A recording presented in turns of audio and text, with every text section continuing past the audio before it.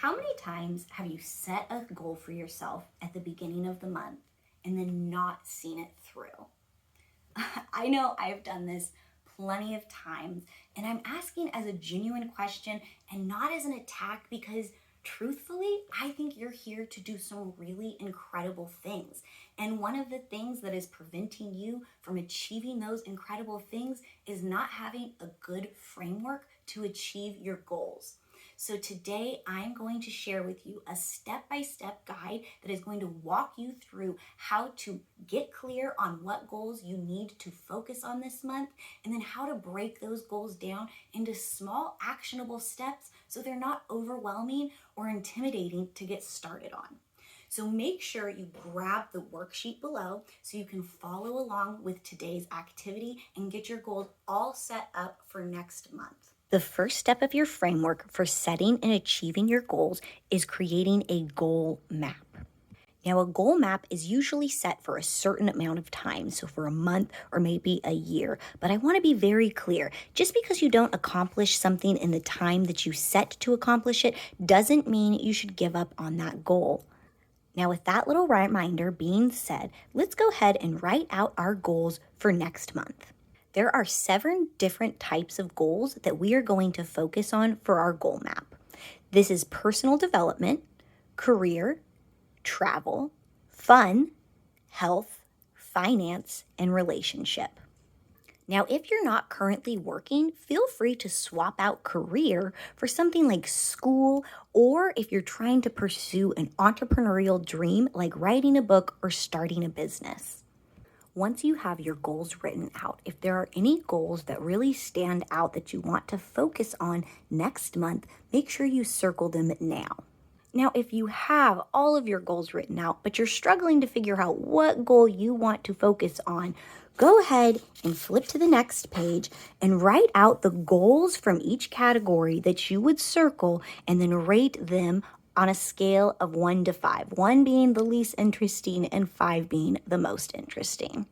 Once you've written out your goals and you rate them, you'll have a pretty good idea of which stand out the most. Now, before we move on to picking the goals that we're going to focus on, I want to make a quick note. If this is your first time using this method and you do not have high confidence that you can accomplish one of your high set goals, pick an easier goal to accomplish. In fact, pick the 3 easiest goals on this list to accomplish instead of picking the 3 most exciting. Now, if you're not sure what feels the most easy to accomplish, go through and use that same rating system with a different color and circle how easy you feel like this is to accomplish. Now, the reason I want you to start with the 3 easiest if you don't have the confidence is because this is going to give you the confidence to tackle your bigger goals. Because if I can be honest with you, right now, one of the problems is you don't have enough proof to show that you can really stick with things, so you don't want to go for big things quite yet.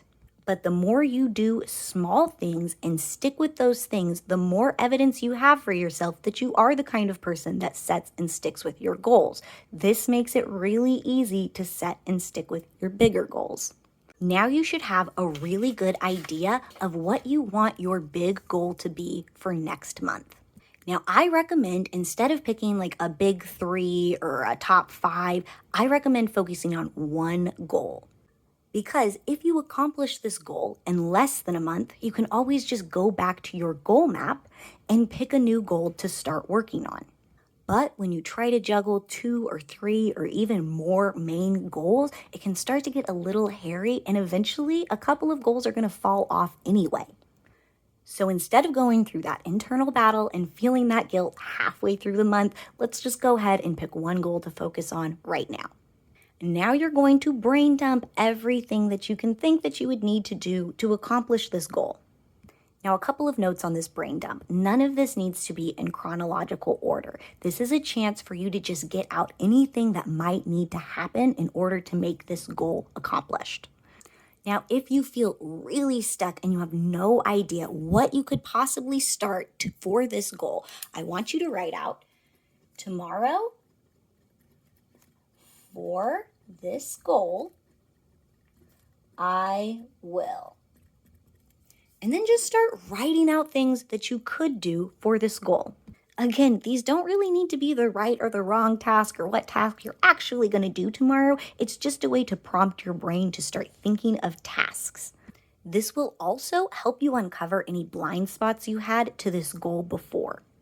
So let's say, for my example, the goal that I'm going to focus on for next month is hiring a video editor.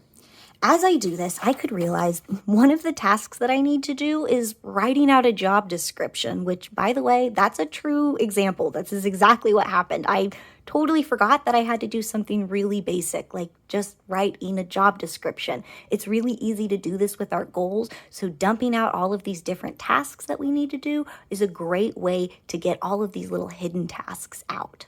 Now, once you have all of your steps and to-dos written out, we're going to go through and organize them into the first 3 big steps.